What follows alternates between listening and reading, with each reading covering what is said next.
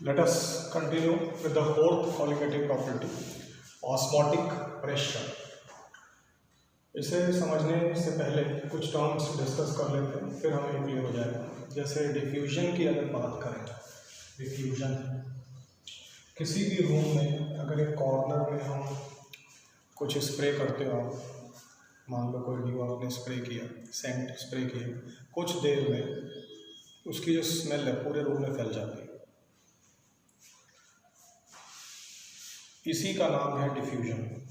कोई मेम्ब्रेन बीच में नहीं है, movement of particles from high concentration to low concentration, movement of particles from high concentration to low concentration is called as diffusion.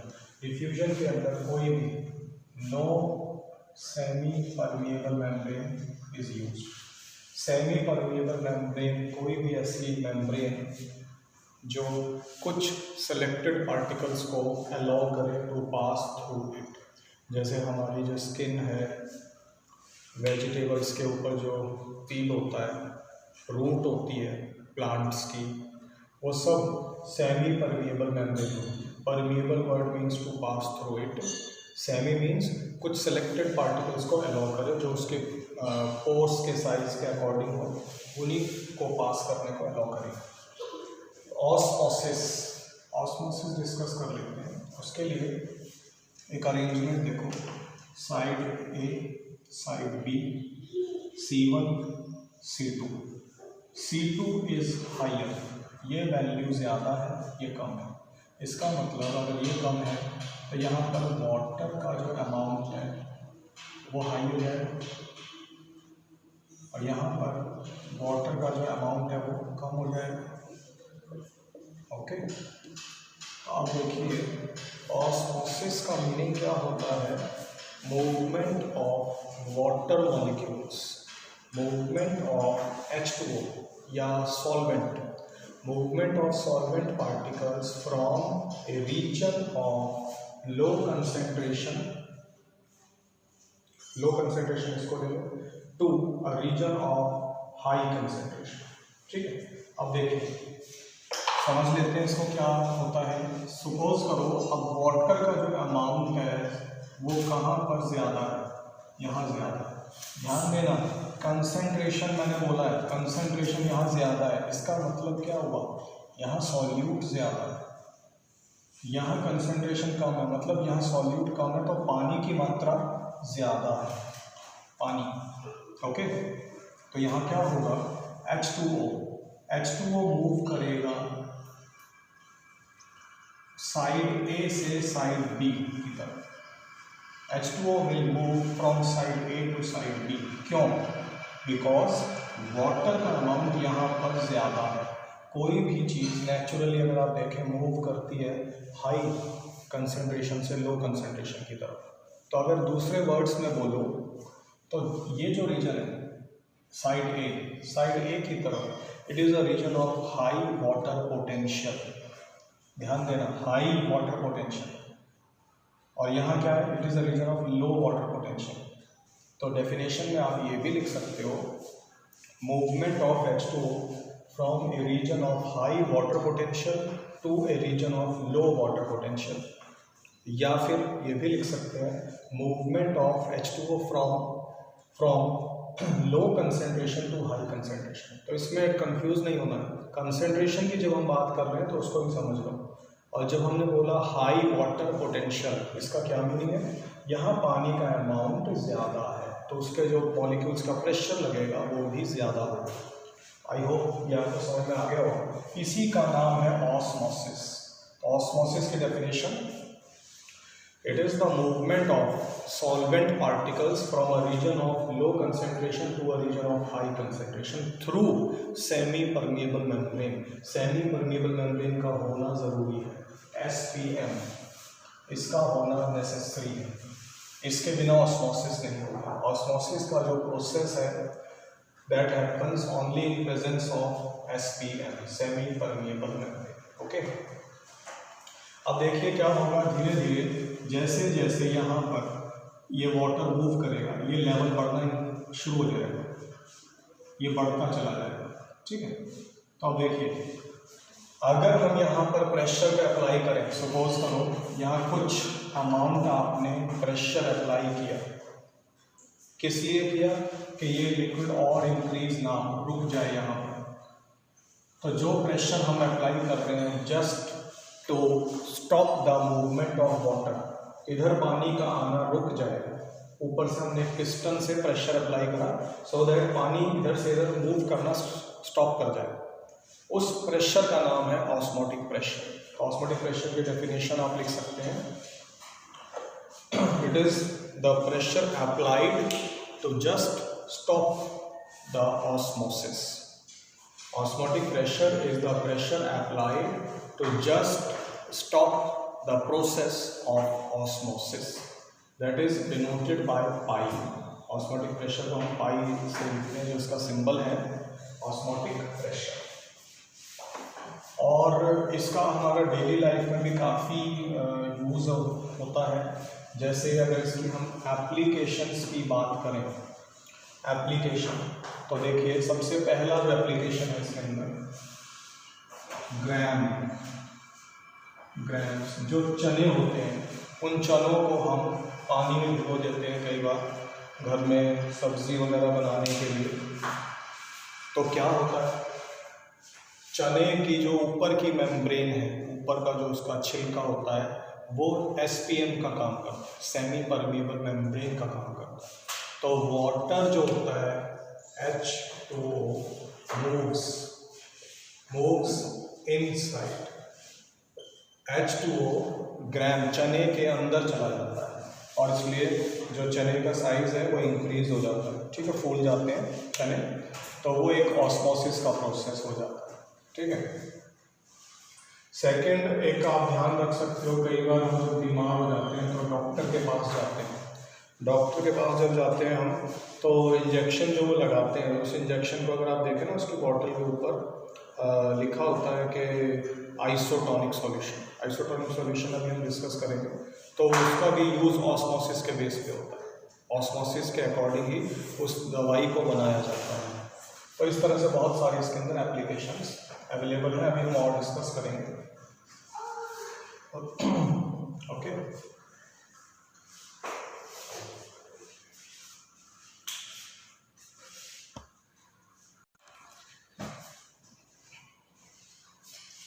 Applications के अंदर और अगर देखें तो एक जो हम यूज़ करते हैं अगर कैरेट,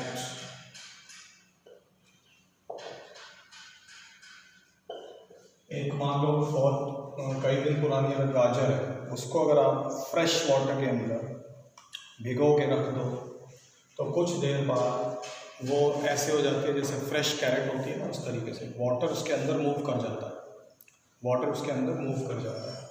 ऑस्मोसिस जो होता है वो दो तरह का आपने स्टडी करना है। ऑस्मोसिस दो तरह का होता है, एक्सो ऑस्मोसिस और एंडो ऑस्मोसिस। एक्सो ऑस्मोसिस और एंडो ऑस्मोसिस, जब वाटर किसी चीज़ के अंदर मूव कर जाता है तो उसको हम नाम देंगे एंडो ऑस्मोसिस। जब वाटर किसी भी चीज़ में से बाहर की तरफ मूव कर जाए तो उसको हम नाम देते हैं एक्सो ऑस्मोसिस। एक्सो ऑस्मोसिस का एग्जांपल है, कई बार हम अचार घर में बनाते समय जो कच्चा आम होता है, रॉ मैंगो, उसको फ्रेश नहीं, सॉल्टेड वाटर, नमक के पानी में उसे भिगो के रख देते हैं रॉ मैंगो को। उससे क्या होता है, उसके अंदर रॉ मैंगो में जितना भी वाटर कंटेंट है उसके अंदर से बाहर निकल जाता है अचार बनाते समय। तो this is the example of exo osmosis. Okay, इसी तरह से एक फ्लावर,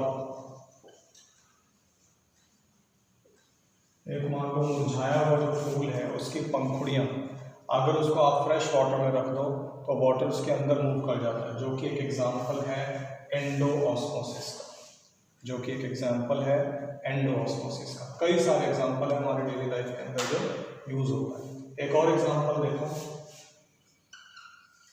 RBC। इसको देखिए, समझें एग्जांपल को। इसको समझने से पहले आरबीसी जो ह्यूमन का होता है उसके अंदर 0.9% NaCl सॉल्यूशन, उसके अंदर वाटर कंटेंट 0.9% NaCl का जो सॉल्यूशन है आरबीसी के अंदर होता है। अब इसको अगर आप डिस्कस करें, सपोज कर दो ये आपने 0.9% NaCl का सॉल्यूशन लिया है, यहाँ पर आपने लिया है 1% NaCl solution, and third one is 0.2% NaCl solution. अब ध्यान से देखो, अगर आपने इन तीनों के अंदर आरबीसी को डाल दिया, मान लो ये आरबीसी आपने इसके अंदर रखा, रेड ब्लड सेल को रखा, तो क्या होगा, आरबीसी के सेल के अंदर जो कंटेंट है 0.9% वही बाहर है, तो इसमें वाटर का कोई मूवमेंट नहीं होगा, ना बाहर ना अंदर। तो यहाँ पर द आरबीसी रिमेन्स सेम, जो साइज है no change of size, RBC का साइज वैसा ही रहेगा जैसा था। इसमें देखें आरबीसी के अंदर 0.9% सॉल्यूशन और बाहर कितना है, 1% सॉल्यूशन, एक्वा सॉल्यूशन है 1%। तो ऑस्मोसिस क्या होता है, movement of H2O from low concentration to high concentration, low concentration, तो लो कंसंट्रेशन यहाँ है इधर, तो पानी का मूवमेंट इसके अंदर से बाहर की तरफ हो जाएगा, बाहर की तरफ। जब इसमें से पानी निकल गया तो ये श्रिंक हो जाएगा, तो यहाँ पर क्या होगा shrink, RBC will shrink when it is kept in a solution more than 0.9%, right। Third one देखिए बेटा, इसके अंदर लो कंसंट्रेशन बाहर है, यहाँ हाई कंसंट्रेशन है, तो movement of water from low concentration to high concentration, RBC के अंदर चला जाएगा पानी, मूव इन, तो यहाँ पर हो जाएगा स्वेलिंग, और ज़्यादा अगर हम रखेंगे देर तक तो ये जो सेल है ये रप्चर भी हो सकता है, बस्ट कर जाएगा, ठीक है। तो देखिए ये जो सॉल्यूशन है यहाँ पर इसके अंदर और बाहर एक जैसा कंसंट्रेशन है, इस सॉल्यूशन के अंदर जो आरबीसी के अंदर सॉल्यूशन है और बाहर, तो ऐसे सॉल्यूशंस को हम नाम देते हैं आइसोटोनिक सॉल्यूशन। आइसोटोनिक सॉल्यूशन क्या होते हैं, जिसके अंदर the osmotic pressure remains same, osmotic pressure remains same and concentration is also same, क्योंकि कंसंट्रेशन सेम है तभी तो मूवमेंट नहीं हो रहा वाटर। यहाँ देखिए पानी सेल से बाहर की तरफ निकला है, तो इसको हम क्या नाम देंगे, बाहर अगर पानी निकला है तो we will call it exosmosis, exosmosis, we call it exosmosis, right. उधर देखिए क्या हो रहा है, पानी उसके अंदर मूव कर गया, तो यहाँ पर क्या हो रहा है, एंडोऑस्मोसिस, ओके। दूसरे टर्म, अब देखिए जहाँ पर कंसंट्रेशन ज़्यादा हो और एक कंसंट्रेशन कम हो, तो यहाँ बाहर वाला जो सॉल्यूशन है उसका कंसंट्रेशन ज़्यादा है, आरबीसी के अंदर कंसंट्रेशन कम है, तो जो बाहर वाला जो सॉल्यूशन है दैट इज दिस वन, इसको हम बोलते हैं हाइपरटोनिक सॉल्यूशन, और ये जो हो जाएगा आरबीसी के अंदर वो हाइपोटोनिक सॉल्यूशन। तो दो तरह के सॉल्यूशन होते हैं, हाइपरटोनिक, हाइपोटोनिक सॉल्यूशन। हाइपरटोनिक में लिखते हैं आप हाई कंसंट्रेशन, ओके, और यहाँ पर आप लिखते हैं लो कंसंट्रेशन। तो यहाँ पर आप जज कर सकते हैं कहाँ पर हाइपरटोनिक सॉल्यूशन है, कहाँ पर हाइपोटोनिक सॉल्यूशन है, देख सकते हो। तो ये exosmosis, endosmosis and no change in the size of the RBC. This is one more example of osmosis. और भी एग्जांपल है, जैसे प्लांट जो होते हैं पौधे, वो पौधे में जड़ से लेकर पानी ट्रेवल करता है उसके अपर पॉइंट तक, सबसे टॉप का पॉइंट है, through the process of osmosis. जो रूट्स हैं वो सॉइल के अंदर फैली हुई होती हैं, रूट्स की जो मेम्ब्रेन होती है वो एसपीएम का काम करती है, और वाटर रूट्स के अंदर पहुंचता है और वहाँ से ऊपर की तरफ ट्रेवल कर जाता है। क्यों ट्रेवल करता है? Because of this process, osmosis की प्रोसेस से ही वो ऊपर तक पहुँच जाता है हर पार्ट तक। तो ये एक एप्लीकेशन हो जाएगी ऑस्मोसिस की। जैसे मैंने अभी आपको बताया, जैसे हम कई बार बीमार होते हैं, डॉक्टर के पास जाते हैं, तो उस टाइम पे जो इंजेक्शन लगाया जाता है कई बार बीमारी में, इंजेक्शन की जो दवाई होती है, बॉटल होती है, उसके ऊपर लिखा होता है आइसोटोनिक सॉल्यूशन। उस बॉटल के ऊपर लिखा होता है आइसोटोनिक सॉल्यूशन। क्यों लिखा होता है? जो आइसोटोनिक सॉल्यूशन है, जो उसका कंसंट्रेशन होता है वो हमारे अंदर जो ब्लड है, प्लाज्मा का कंसंट्रेशन और जो दवाई का कंसंट्रेशन होता है एक जैसा होता है, वो दोनों आइसोटोनिक होते हैं दूसरे के साथ। अगर आइसोटोनिक नहीं होगा तो क्या होगा? तो ये हमारी बॉडी में कुछ ना कुछ प्रॉब्लम आ जाएगी। आरबीसी और भी कई सेल्स होते हैं, उनके साइज में इंक्रीज डिक्रीज आने से प्रॉब्लम और क्रिएट हो सकती है। तो जितने भी इंजेक्शन वाले जो लगाई जाती है दवाई, उन पर सब पे लिखा होता है isotonic with in accordance with the blood. Blood के अंदर एक प्लाज्मा कंपोनेंट होता है, तो उसके साथ आइसोटोनिक रहता है, राइट। तो ये सब की सब एप्लीकेशंस थी ऑस्मोसिस के लिए।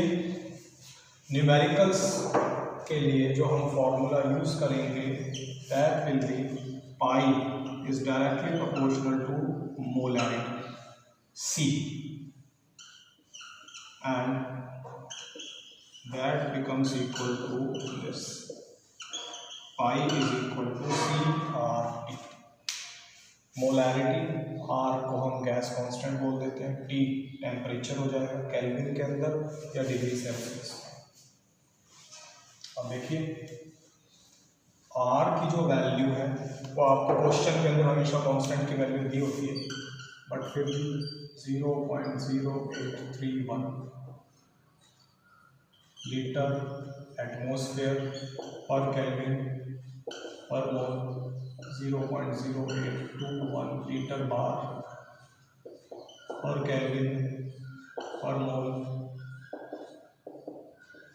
8.314 जूल पर केल्विन पर मोल। C इज द मोलैरिटी, ये ले लेना आपको। अब ये हम यूज़ करेंगे न्यूमेरिकल्स के अंदर। 3 तरह के सॉल्यूशन जो आपको लेने हैं, आइसोटोनिक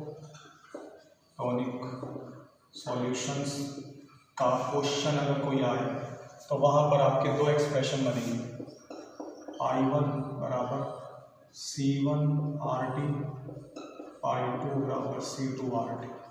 ठीक है, तो इसके केस में जो एक्सप्रेशन आपकी बन जानी है, जब भी आइसोटोनिक सॉल्यूशन आएगा, C1 is equal to C। क्यों हुआ? Because pi1 is equal to pi2। Isotonic solution यही को बोलते हैं जहाँ ऑस्मोटिक प्रेशर इक्वल हो। बट अब ये ध्यान रखना है, इसमें मैं आपको 3 केस बता रहा हूँ। पहला केस तो ये कब अप्लाई होगा? जब आपके पास नॉन इलेक्ट्रोलाइट आएगा कोई भी सब्सटेंस। दूसरा केस, मान लो एक सॉल्यूशन तो आपका नॉन इलेक्ट्रोलाइट है, कोवलेंट, दूसरा है इलेक्ट्रोलाइट। इलेक्ट्रोलाइट का मतलब वो पार्टिकल्स को जब हम डिसॉल्व करेंगे तो वो ब्रेक होगा, तो उसमें आपको ये लेना पड़ेगा I × C। ये कब केस है? जब एक आपका नॉन इलेक्ट्रोलाइट है और दूसरा जो आपका सॉल्यूशन है उसके अंदर प्रेजेंट है इलेक्ट्रोलाइट। I इसके आयंस का नंबर हो जाएगा। और अगर दोनों सॉल्यूशन हो गए आपके इलेक्ट्रोलाइट, तो उस केस में आप इसको यूज करो, ये फॉर्मूला यूज करना। Okay, when both are electrolyte, right, when one is electrolyte plus non electrolyte. ये 3 केस आइसोटोनिक सॉल्यूशन के से रिलेटेड रहेंगे तीनों।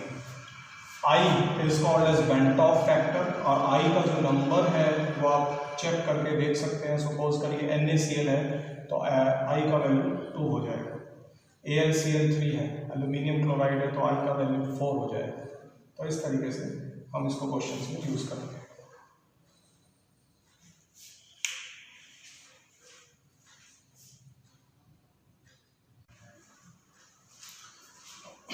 अब देखिए कुछ केमिकल सब्सटेंस जिनको हम वाटर में अगर मिक्स करें तो आई वेंट ऑफ फैक्टर का वैल्यू हम किस तरीके से फाइंड आउट करेंगे।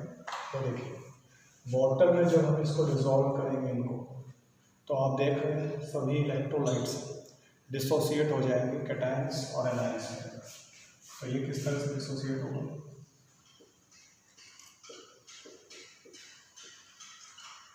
ये कैसे डिसोसिएट होगा, और ये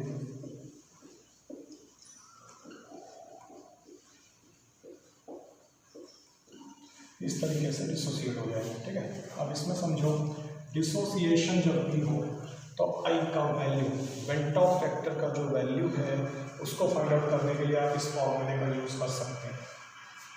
जैसा मैंने आपको बताया था colligative property depends on the number of particle. तो नंबर ऑफ पार्टिकल्स कितना है, तो जब भी कोई इलेक्ट्रोलाइट आ जाए जो डिसोसिएट हो रहा है तो हमें पार्टिकल्स का नंबर फाइंड आउट करने के लिए हमें इसकी ज़रूरत पड़ेगी। तो आई जिसके अंदर एन क्या है, जो टोटल नंबर ऑफ आयंस एक यूनिट में से प्रोड्यूस होते हैं। जैसे यहाँ पर एन का वैल्यू कितना हो गया 3, 2 ये और 1 है। यहाँ एन का वैल्यू कितना हो गया 4, 3 और 1 4। यहाँ एन का वैल्यू कितना हो गया 5, 3 और 2 5। ये एन का वैल्यू हो गया। और उसमें समझो मान लो ये हो गया बिफोर, ये आफ्टर। ओके, इसको इस तरह से ले लेते हैं। अब देखिए सपोज करो शुरू में ये आपका ए ले लो तो ये 0 हो जाए, ए माइनस ए अल्फा, तो ये कितना हो जाएगा ए अल्फा, और ये कितना हो जाएगा 2a अल्फा। राइट, तो आई का जो हम एक फॉर्मूला गिवन है क्या हो जाता है, total number of ions after association और डिसोसिएशन। तो टोटल आयंस कितने हो गए, पार्टिकल्स का नंबर, टोटल पार्टिकल्स का number this plus this plus this. शुरू में ये था और कुछ देर बाद ये हो गया, तो टोटल पार्टिकल्स को हम जोड़ेंगे तो ये कितना हो जाएगा,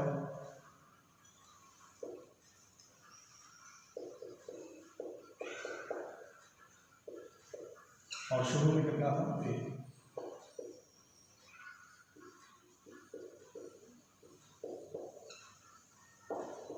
तो आई का जो वैल्यू आ जाएगा that is equal to this 1 + 2 alpha. Okay, तो यहाँ से आप समझ सकते हो अगर इसके अंदर मैं पुट करता हूँ अल्फा, अल्फा का जो वैल्यू है, अल्फा का जो वैल्यू है 1 कब होता है, जब कंप्लीट डिसोसिएशन होता है। अगर जितने 100 मॉलिक्यूल्स हैं 100 के 100 अगर टूट गए तो अल्फा का वैल्यू 1 हो जाएगा, मैक्सिमम हो जाता है, maximum value of alpha that is 1। ठीक है, और अल्फा अगर 1 हो जाता है तो यहाँ 1 रखो, और यहाँ n कितना है इसके लिए 3, यहाँ 3 रखो, 3 - 1 2 हो गया, 2 + 1 3। तो आई का जो वैल्यू है 3 हो जाएगा। ये कैसे आया ये ध्यान रखना है आपको, ये मैक्सिमम वैल्यू है आई का। मैक्सिमम वैल्यू ऑफ आई जो रहता है वो इससे ज़्यादा नहीं होगा, कभी नहीं होगा। ओके, जो आई का जो मैक्सिमम वैल्यू है दैट इज ऐसे इसका केस लें तो यहाँ 3 से ज़्यादा कभी नहीं आया, 3 से हल्का सा कम हो सकता है, एंड ये 4 से ज़्यादा नहीं जाएगा, ये 5 से ज़्यादा नहीं जाएगा। मैक्सिमम वैल्यू है आई का। इसी तरह से मान लो इसको अगर लें तो सपोज करो बिफोर या आफ्टर, तो ये आपका ए हो गया, ये कितना हो जाएगा ए 0 शुरू में, ये आपका ए माइनस ए अल्फा, ये 3a अल्फा हो जाएगा। तो यहाँ से अगर हम एक्सप्रेशन बनाएं आई का तो कितना हो जाएगा this plus this plus this. तो यहाँ से ए अल्फा और ए अल्फा कैंसिल हो गया, ए कॉमन आ गया, 1 + 3 अल्फा बच गया अपॉन ए कैंसिल हो गया। तो ये आपके पास आई का वैल्यू आ जाएगा। तो अब अगर यहाँ पर आपको बोलता है कि अल्फ़ा की वैल्यू है 1, तो आई कितना हो गया बताओ। अल्फ़ा को 1 रखो, एन कितना है इसके लिए 4, 4 माइनस 1 3, 3 प्लस 1 4 आ गया। तो आई का जो मैक्सिमम वैल्यू है दैट इज 4। अल्फ़ा जो है, alpha is degree of dissociation. Alpha का जो नाम है डिग्री ऑफ डिसोसिएशन, और एसोसिएशन अगर हो रहा है तो उसको एसोसिएशन भी ले लेते हैं। अभी इसी केस में अगर मान लो मैं बोलता हूँ कि 20% डिसोसिएट हो रहा है एल्यूमिनियम क्लोराइड, तो अल्फ़ा क्या हो जाएगा हमारा, यहीं पर अगर हम इसको करें या इधर कर देते हैं, AlCl3 का बेस अगर लें, तो इसमें अगर आपको गिवन है मान लो अल्फ़ा का जो वैल्यू है दैट इज 0.20, 20% अगर डिसोसिएट हो रहा है तो डिसोसिएट हो रहा है, तो उसका जो मीनिंग है वो यही है।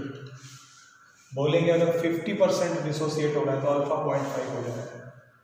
तो इसी तरह से कहने का मतलब ये है कि जब हम अल्फ़ा को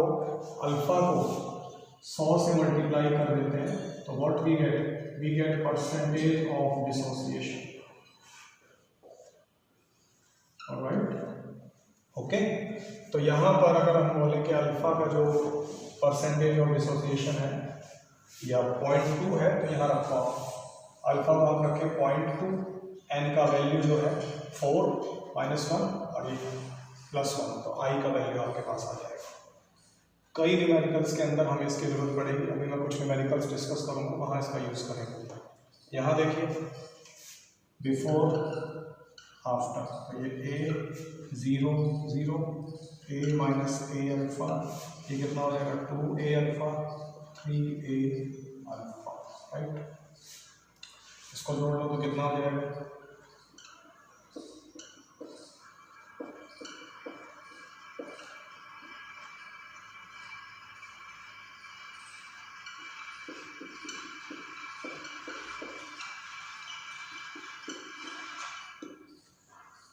तो ये आ जाएगा 1 + 4 अल्फ़ा, ठीक है। तो यहाँ से देख लो, तो अगर हम इसको रखें आई का वैल्यू कितना हो जाएगा इसके अंदर, ये निकाल लेंगे। एन का वैल्यू 5 रखो, 5 माइनस 1 कितना हो गया 4 मल्टीप्लाई 1, तो अल्फ़ा की वैल्यू अगर बोले 100% अल्फ़ा 1 का मतलब कंप्लीट डिसोसिएशन, अल्फ़ा अगर 1 हो गया तो 1, एन का वैल्यू कितना है 5 माइनस 1 कितना हो गया 4 प्लस 1 5, तो ये मतलब 100% डिसोसिएट हो गया, राइट। और इस समय आई का वैल्यू जब भी पूरा डिसोसिएट हो रहा है तो आई का वैल्यू आप देख कर बता सकते हो, वो एन का वैल्यू ही होगा, ये 5 आ गया आई का वैल्यू, राइट। तो कई क्वेश्चंस में हमें इसकी ज़रूरत पड़ेगी।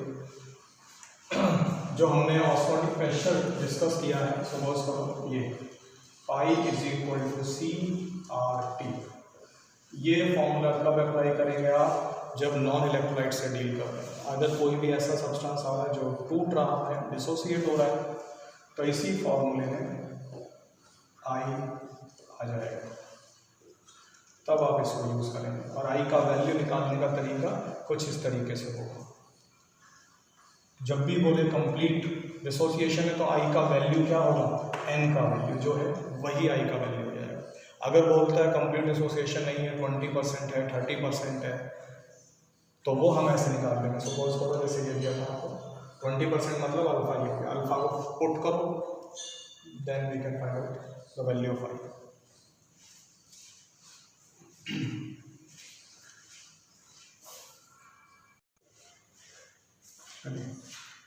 कुछ क्वेश्चंस डिस्कस करते हैं ऑस्मोटिक प्रेशर से रिलेटेड।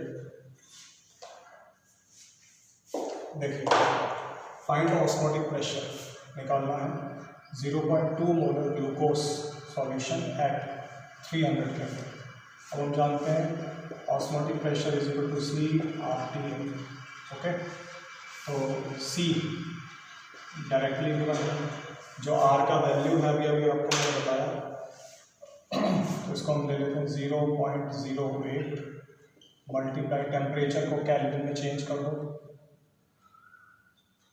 या केल्विन में ऑलरेडी गिवन है, तो ये कितना हो जाएगा,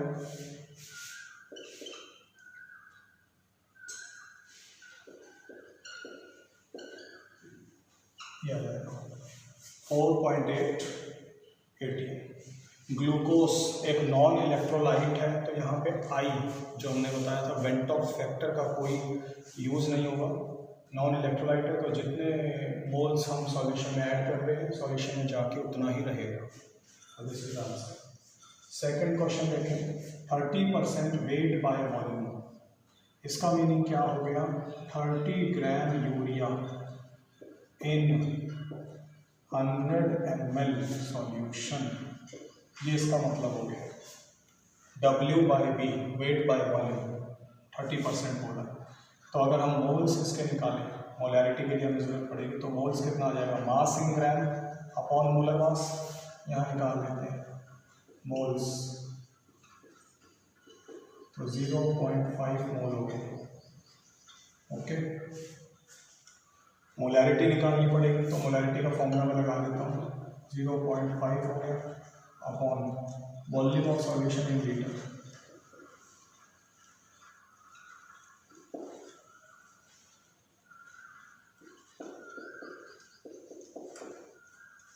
ये हो जाएगा molarity. Okay, temperature degree Celsius में से केल्विन में बदल देते हैं, तो आप फॉर्मूला लगाते हैं pi is equal to 0.5 into 10, R का वैल्यू 0.08, टेम्परेचर इसे केल्विन में बदल लेंगे तो ये हो जाएगा 400 केल्विन।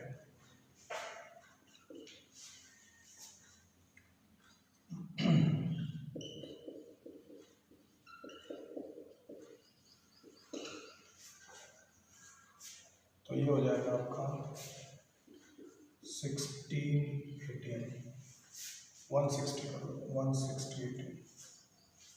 ठीक है। तो इस तरीके से 5 इंटू, ये आपका वैल्यू हो गया, ये आपका टेम्परेचर हो गया, ये आपका सी हो गया।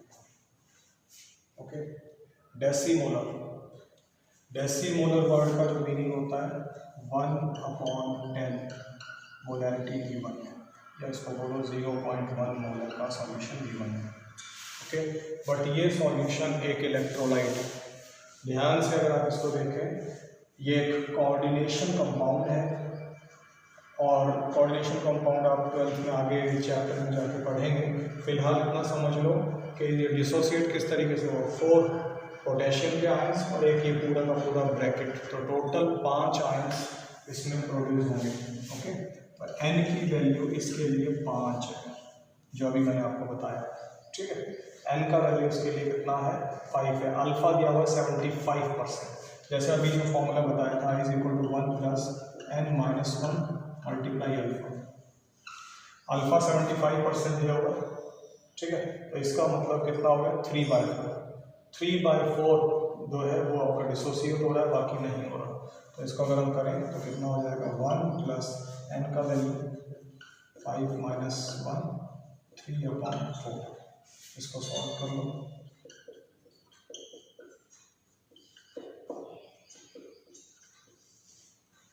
तो आई का जो वैल्यू है 4 आ गया। तो इसका अप्लाई करते हैं, आई इज इक्वल टू सी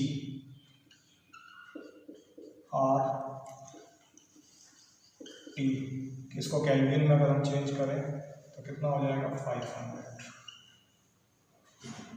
अब इसमें आई का हमें यूज़ करना पड़ेगा, तो आई का वैल्यू 4 आ रहा है, क्यों, क्योंकि ये एक इलेक्ट्रोलाइट है, तो आई को मल्टीप्लाई कर दें, यहाँ कर देते हैं, आई का वैल्यू 4 हो गया, ठीक है। इसको सॉल्व कर लो,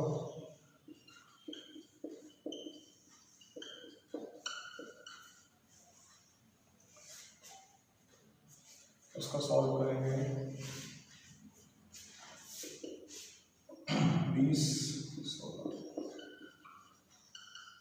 16 ATM, 3 के बाद हो जाएगा 16 ATM आ जाएगा इसके। ओके, तो इस तरीके से ये 3 क्वेश्चन आपके ऑस्मोटिक प्रेशर से रिलेटेड है।